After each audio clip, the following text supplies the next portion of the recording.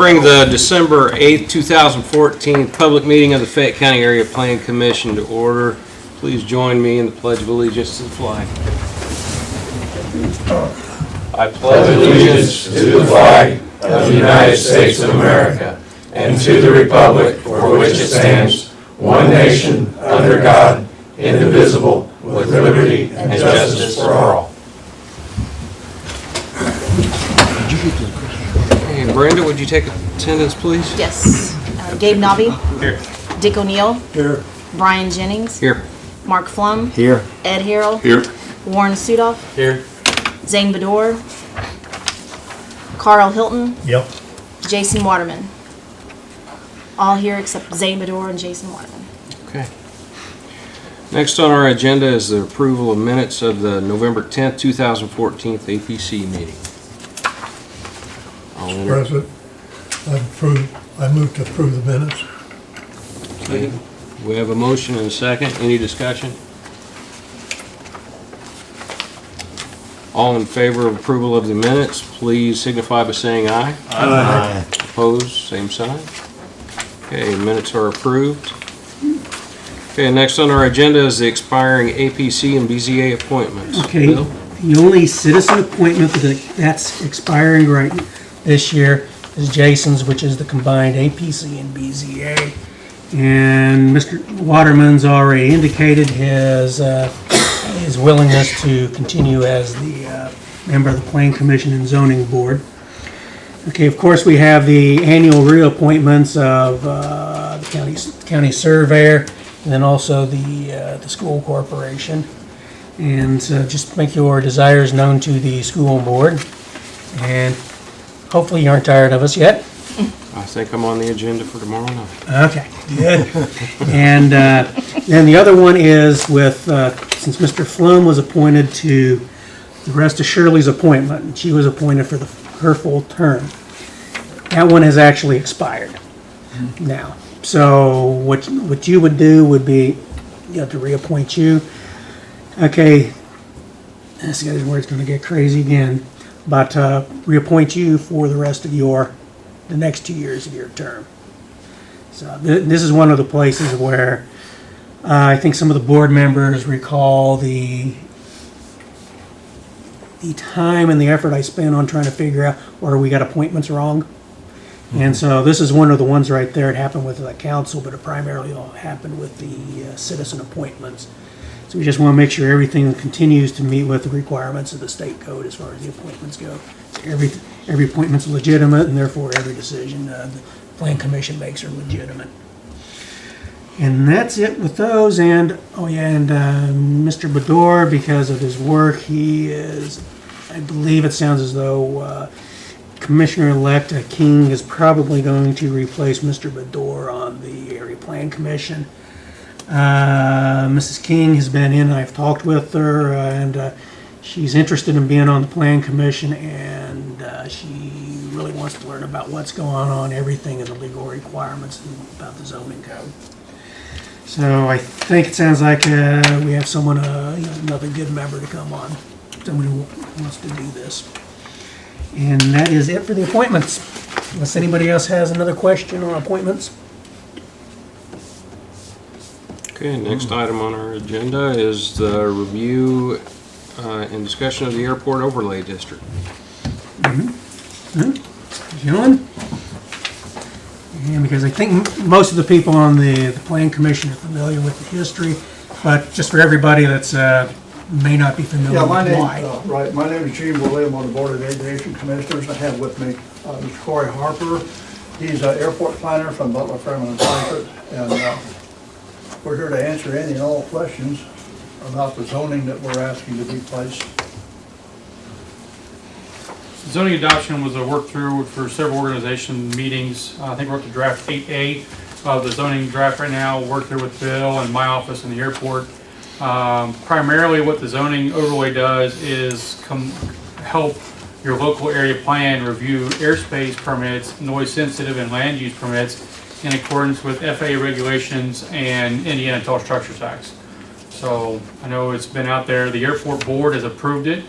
in concept in order to be presented to your organization, and then once the area plan is adopted in full, the airport is going to marry their approval of the documents and same in case there's any edits or revisions to it at this point.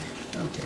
Oh, thinking about that, I think there's only, I think the only thing is still a little bit of language related to the, with the FAA site. Yeah. So there's a little bit of language. We've given Bill a tool for a no notice required tool to help him determine when a person needs to file and when not, to help expedite his cursory reviews and try to eliminate a lot of the smaller cases, a 4-foot chain link fence, half mile from the airport, they don't need to file. And this will help expedite that decision for him. Some of the other language is the Indiana codes and the FAA regulations sites for citation to be able to put into his reference into the documents.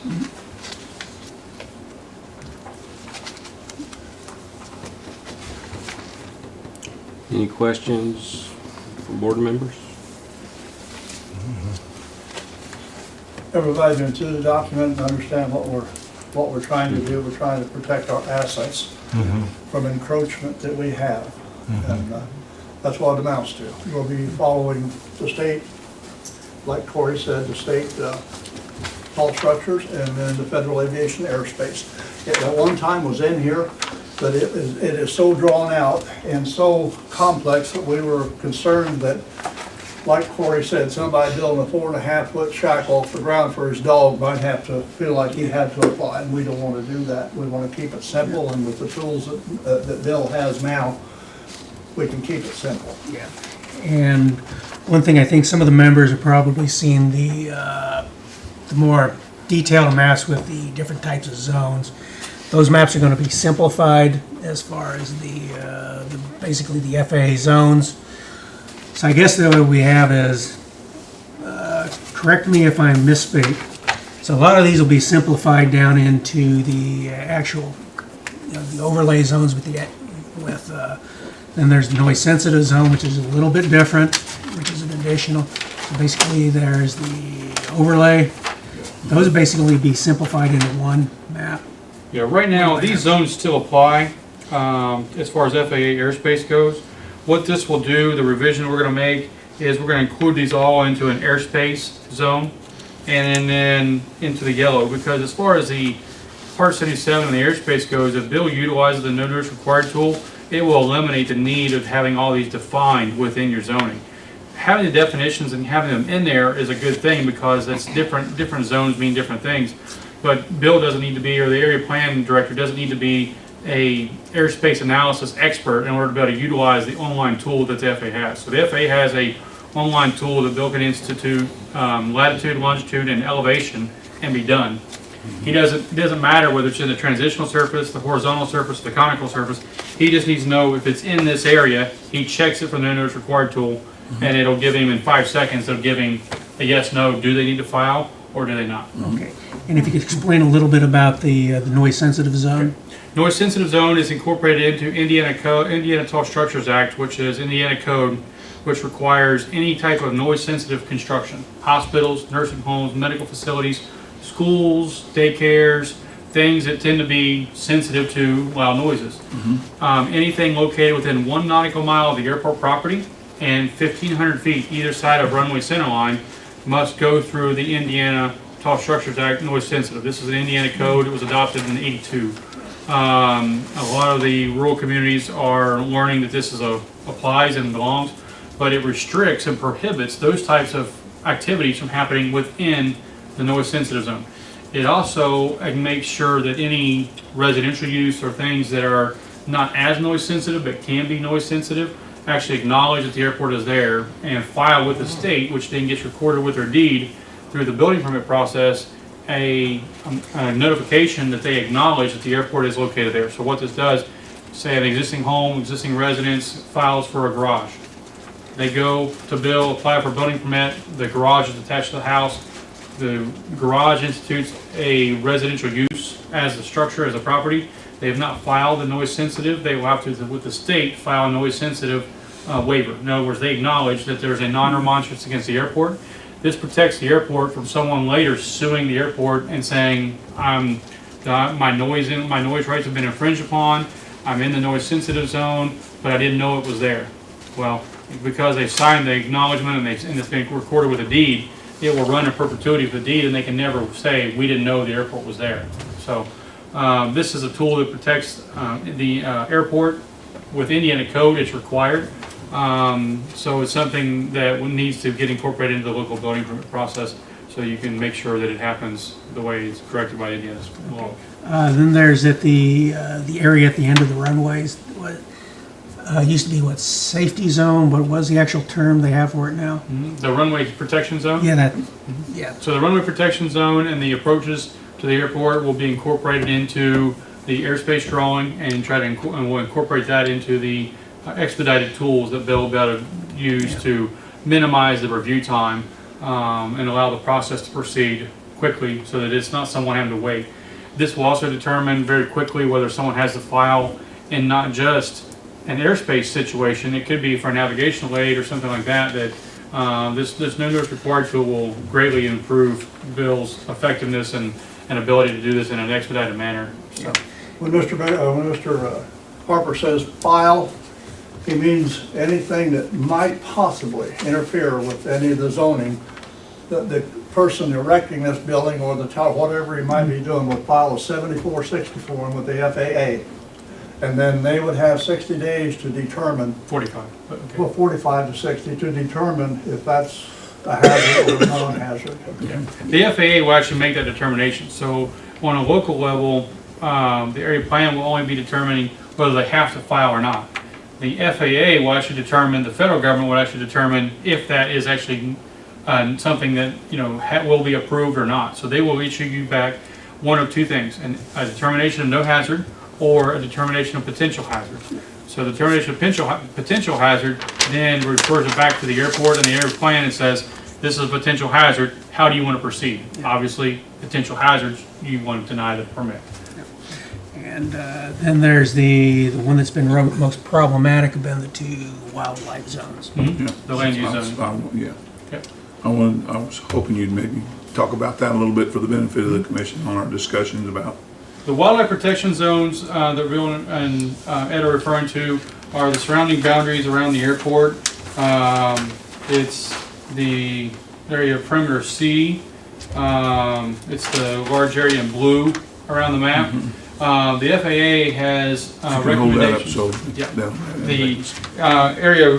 The FAA has recommendations and requirements that happen in two different things. One was within 5 nautical miles of the airport, and the other one, I believe, was 10,000 feet from the nearest airport. So these are restrictive zones. The red and the blue are restrictive zones around an airport that the FAA recommends some and requires some regulations from the local area to protect the airport. For instance, a landfill. The FAA prohibits landfills from being within 10,000 feet of an airport that services jet aircraft. If there are already landfills in the area, that's fine, but if a landfill were going to be expanded or built as a new, it prohibits that. Because it's what it is. One example. Yeah, because what a lot of it is, it's the things that are going to attract. The big issues are attracting waterfowl and birds. And so most of those activities anyway, such as a permanent pond, the sewer treatment facilities, anything along those lines. Somewhat, I mean, because some of those, if they're enclosed, are not going to be a potential hazard. Yeah, but pretty much all the things right there with the potential hazards are, all these pretty much already require special exception. So some of those would not be within the 10,000 feet. They couldn't occur within the 10,000. Correct me again if I'm wrong.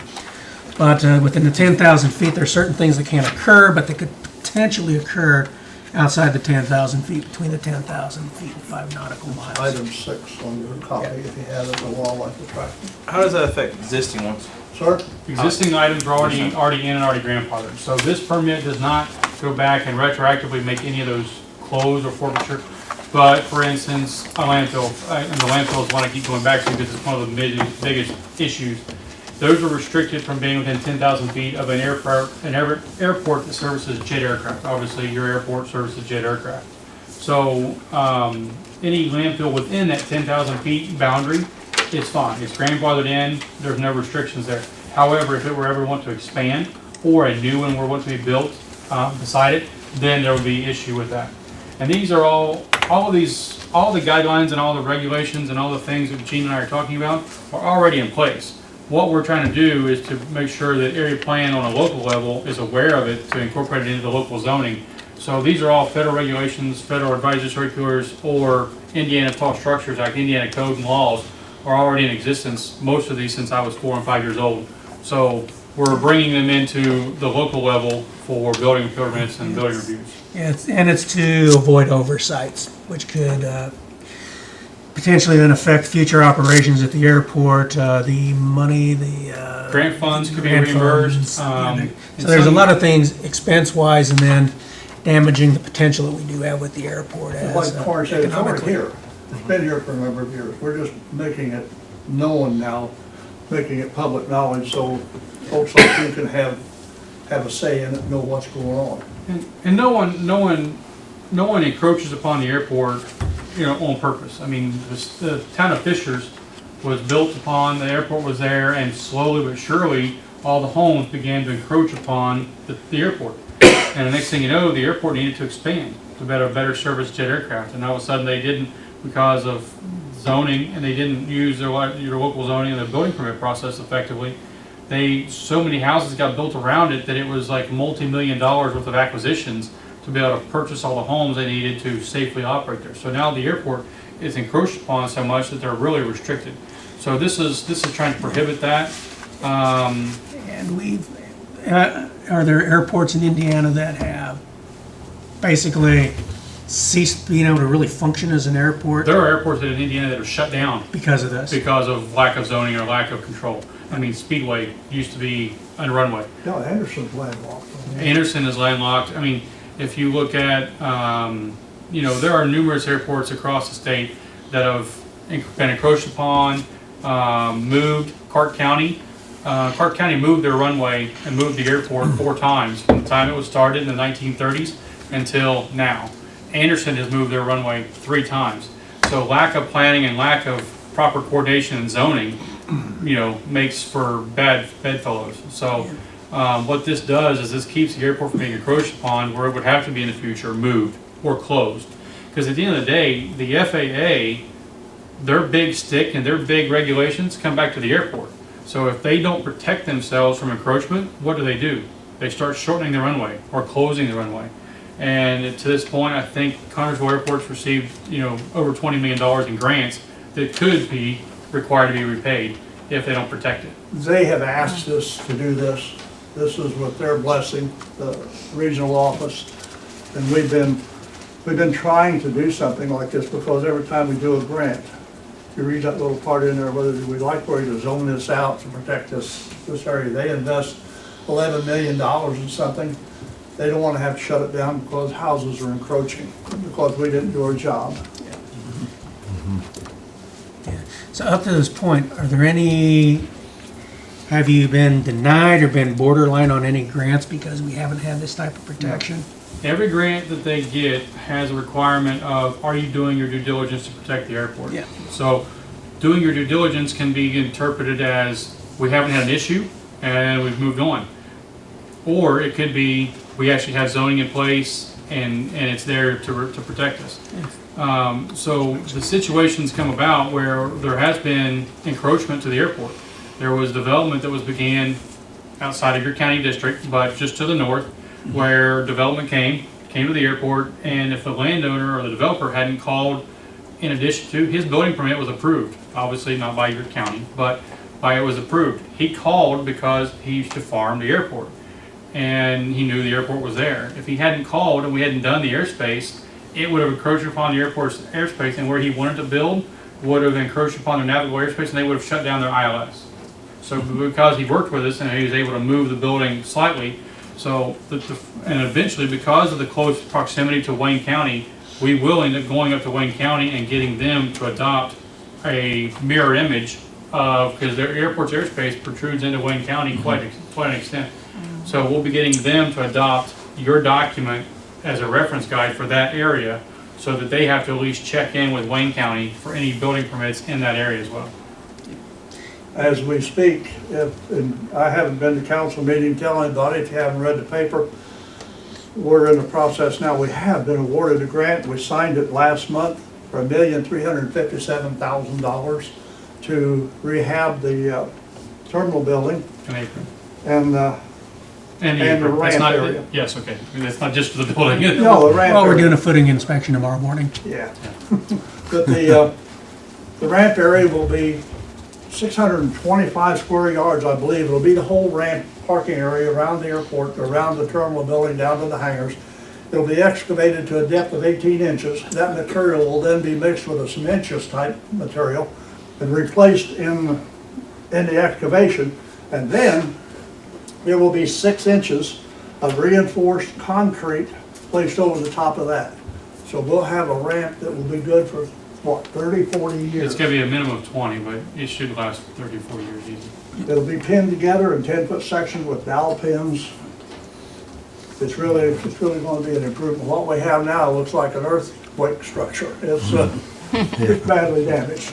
Well, and what happens with the way the FAA words their language is, have you done your due diligence? So until something encroaches upon the airspace, then that box is easy to check.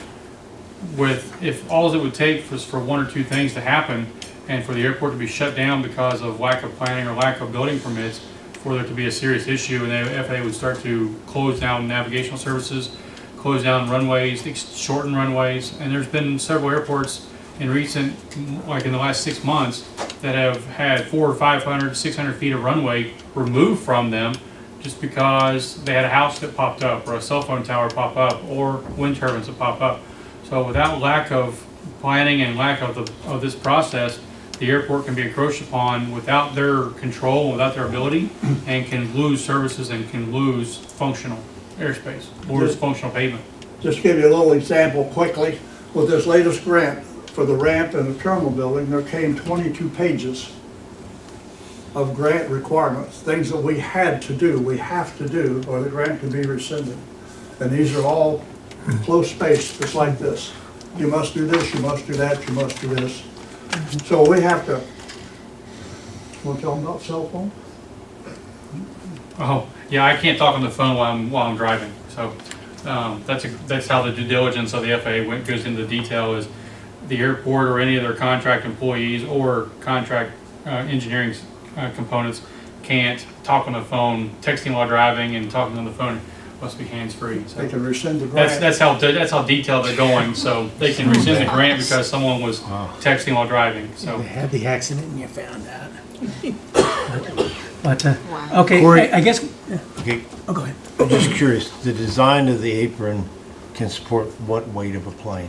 the airport is set up to support up to 60,000 pound airplanes on a regular level. On a peak level, 89,000 pound Okay. dual wheel, and that's a dual wheel aircraft.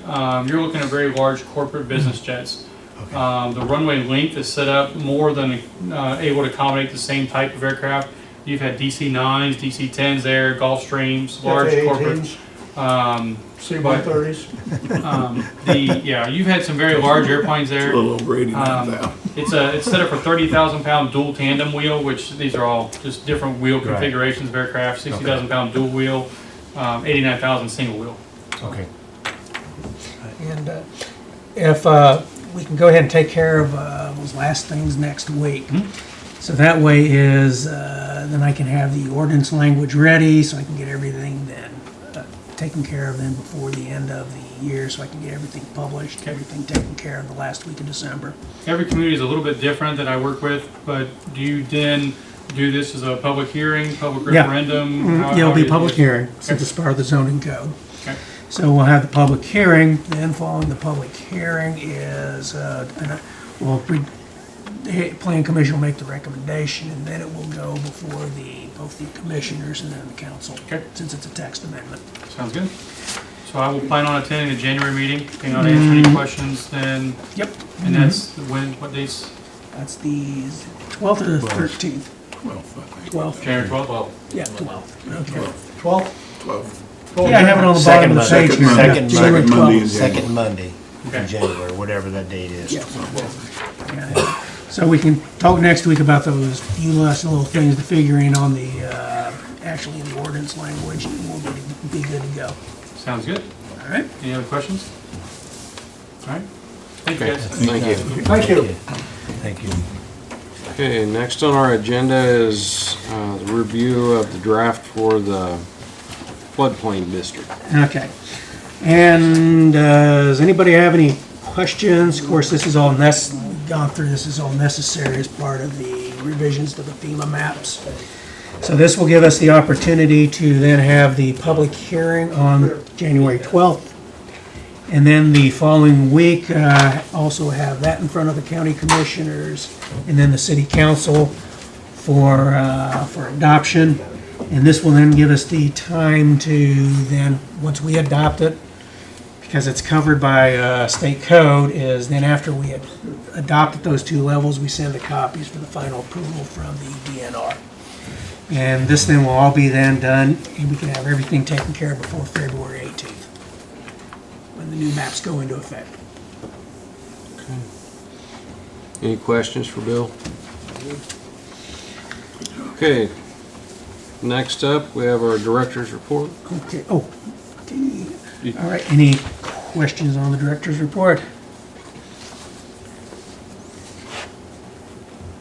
Okay, I'll entertain a motion to approve the director's. So moved. I'll make a motion. Second. Got a second? Okay. Any discussion? Okay, all in favor of approving the director's report, signify by saying aye. Aye. Opposed? Okay, Mark, did you have some questions and comments concerning the upcoming, with the wind energy as we talked about this morning? Well, as most of you have known, the ongoing saga of that with the council,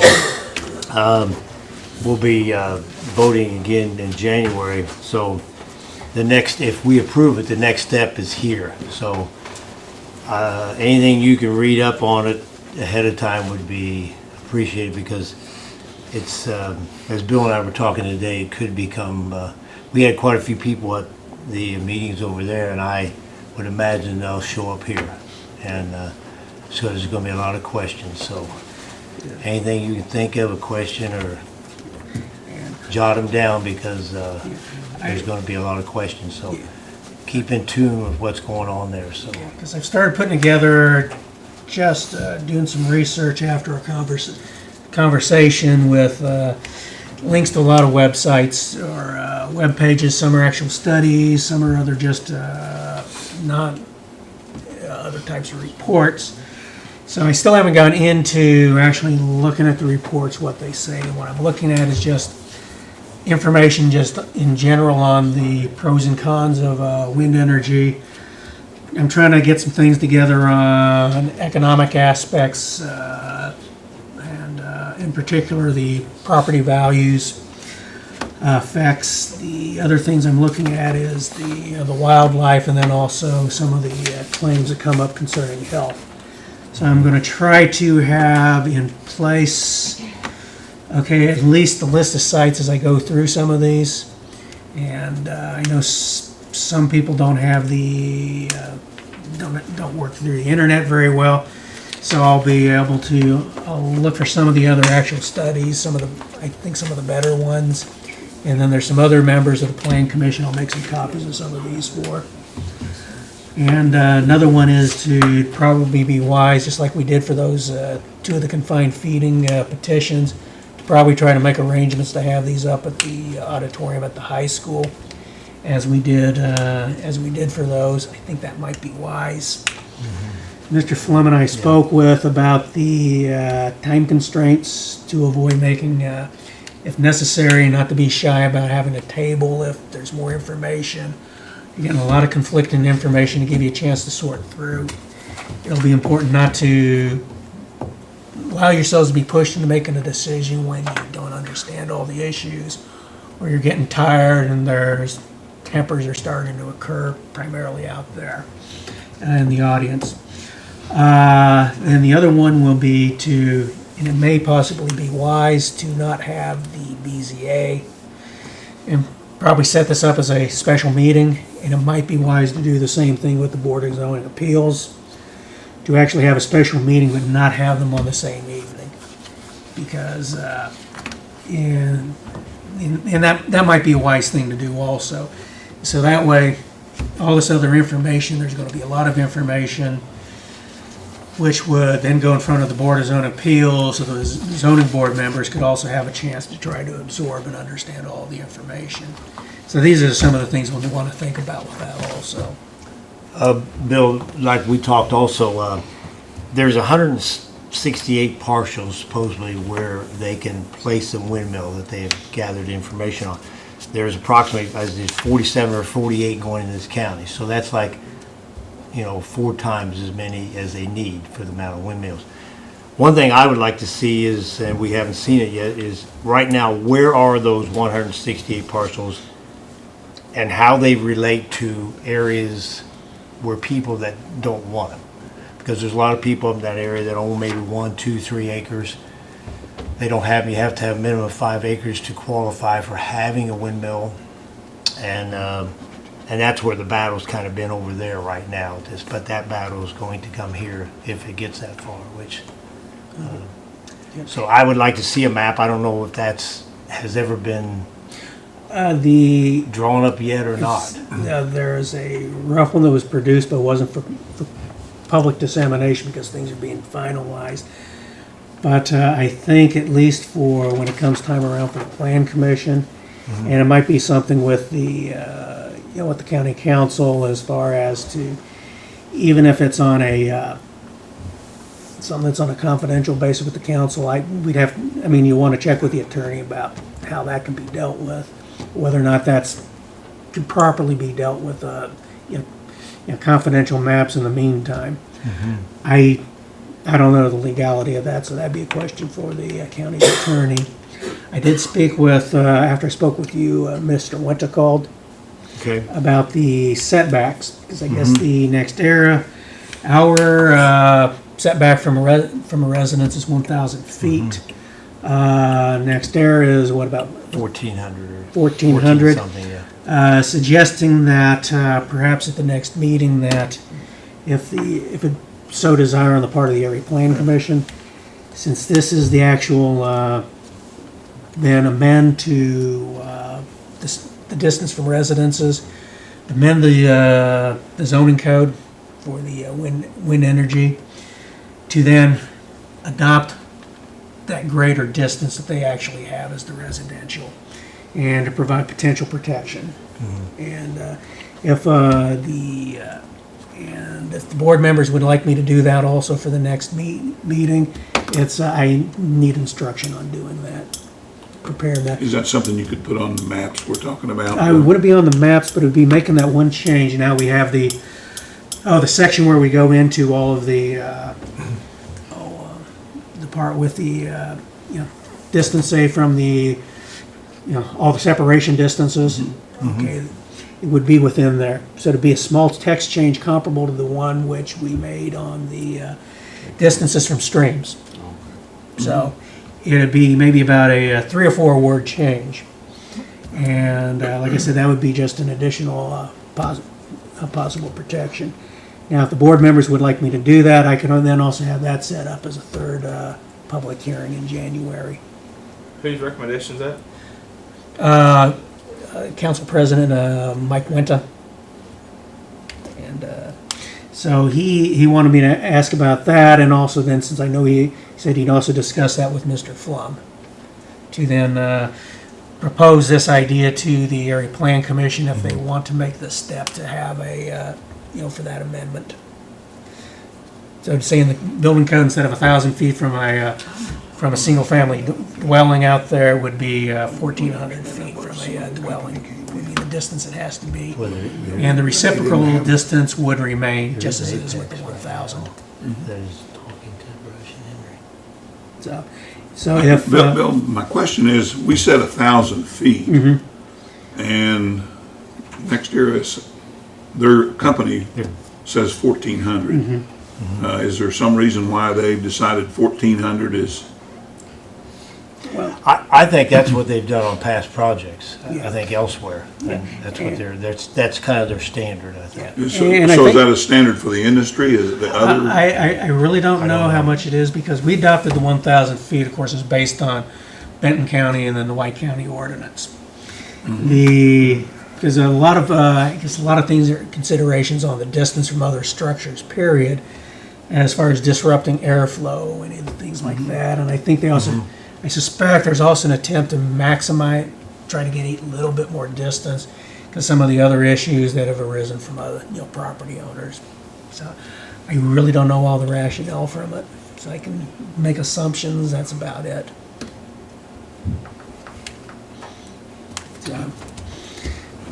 So if the Area Plan Commission would like me to prepare this, I need, Well, you know, the 1,000 foot distance you mentioned is a minimum. And the 1,400 yeah. foot for the company. Next year, yeah. Next there. Next era, is that a minimum? Yeah, That's their company policy, is that? Yeah, that's their company, Yeah. but as long as they don't go less than our minimum, it shouldn't be a problem. yeah. Because I explained to Mr. Wenta that we also have in place, there's also the requirement of when it's 1,500 feet and this is the location, this is where it's at. And, this would be there and it'd basically be kind of locked in with maybe a little bit of a shifting back and forth. But it's pretty much in place based on that finalized map they give. How long would it take you to put that together, Bill? Because I'd like to see a fairly large map where you can really pick out the houses and Well, that's something that, I can't do anything about a map because I don't know the parcels that they're gonna be on. I don't know, but I'm saying if we have it, then they can tell us where the parcels are, and then we can then start looking at. Oh, that would certainly be possible to do this. And I think that's going to be. I guess I just don't understand why our ordinance needs to be changed. This company is saying they want to come in here and they've got a company policy. So why do we want to change our ordinance to fit them when, I guess I just don't understand what. Well, like I said, this was it's just related to a concern on Mr. Wenda's part that maybe they might try to reduce the distance as the project moves on, or someone in the future would then want to have less than 1,400 feet.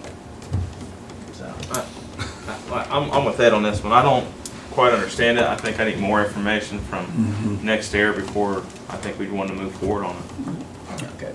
Would this be just for this particular project? It would be for any commercial wind energy It'd be our project. ordinance, and we could. If you change the ordinance, it would be for any future project. Pertaining to wind energy, like, Wind farms. but everything else would stay the same. The only thing that would change would be just that distance. Would affect, all it would affect would be wind farms. Okay. Wouldn't affect anything, say, you have a property out in the county, you're gonna put one up on your property, it wouldn't affect that. It wouldn't affect you as a property owner. It would just affect commercial wind farms. If they're up, they would have. New houses? Would this be a restriction on any new houses after the windmill's there? Yeah, because it's, that would also stay in place would be the reciprocal setback. Yeah. So it says we already have a reciprocal setback, someone cannot place one, say, within 1,000 feet, even if it's someone that's not included in any agreements. So they still have to have at least 1,000 feet, or else I can't issue the building permit, because it's a setback. That would also increase the reciprocal to 1,400 feet. I would agree. I don't see a reason for us to change ours at this time. Now, we can have an agreement with Next There. You will stay 1,400, but our county ordinance stays the same. So we can have an agreement with them, don't come any closer. And it could make it, and then the conditions of the approval would say, if it comes through in this approval, here I am making an assumption, but say it does come through and they do run through with the wind energy project, that's something that could be very, very clearly stated in the, in any type of approval, is that Okay, this distance is 1,400 feet from the house. This is what you're proposing, this site right there. Boom. It's written. So, okay. Like I said, as you asked to bring it up, so I wanted to make sure I brought it up for Mr. Winton. Okay. So moved. Any other discussion? Okay, the last thing on our agenda is adjournment. Make a motion for adjournment. Second motion. All in favor, signify by saying aye. Aye. We are adjourned. Not that way. Now declared the Area Board of Zoning and Appeals December 8th, 2014, open for business. Join me in the Pledge of Allegiance, please. Pledge allegiance. to the flag of the United States of America and to the republic for which it stands, one nation, under God, indivisible, with liberty and justice for all. Okay, roll call, Brenda. Okay. Bill Crawford. Here. Kenny Burgess. Here. Ed Harrell. Here? Jason Waterman. And Carrie Steele. You have two missing, you still have a quorum. Approval of the minutes of the November 10th, 2014 BZA meeting. I move to approve the minutes. I second. It's been moved and properly seconded. All those in favor, say aye. Aye. Aye. Okay, expiring BZA appointments. We have one BZA appointment expiring, that's Mr. Waterman's. It's the combined APC BZA appointment from the commissioners. Mr. Waterman has indicated he's interested in continuing, and I shall relay that information to the Fayette County Board of Commissioners for them to consider. And I suspect it will be a no-brainer. All right, is that all Yeah, right? yeah, because it's in the letter that I sent to them, is that it's good to keep the, the knowledge and the interest up. Okay. All righty, director's report.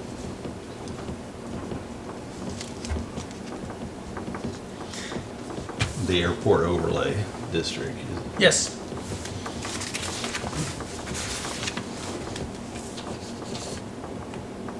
That's not on mine. That's not on here? No. Okay. We On did- the wrong one. There you go. There we go. There you go. Yeah, that was the Plan Commission one. That was the plan. Yep. I move to approve the director's report. Second motion. It's been moved and properly seconded. All those in favor, say aye. Aye. Okay, any other issues that anybody else wants to bring up? No, I move we adjourn. Second the motion. Okay, the motion's been made and properly seconded to adjourn. Meeting is adjourned. Okay.